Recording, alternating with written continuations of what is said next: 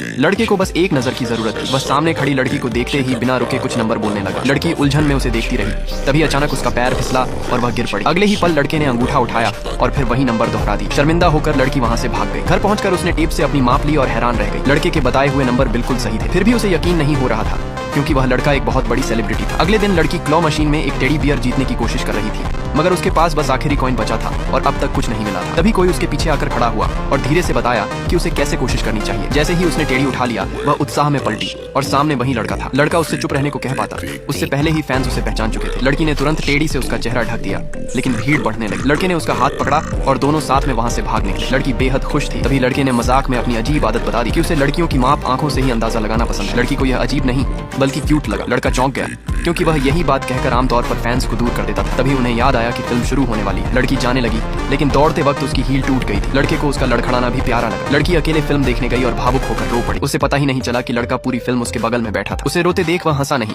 बल्कि चुपचाप अपने नए जूते उसके पास रखकर उसके टूटे जूते लेकर चला गया। अगले दिन लड़की सोच ही रही थी कि जूते कैसे लौटाए। तभी क्लास में हलचल मच गई। सबकी नजरों के सामने लड़का अंदर आया, हाथ में ठीक किए हुए जूते लिए। वह सीधा उसके पास गया और खुद उसके पैरों में जूते पहनाए।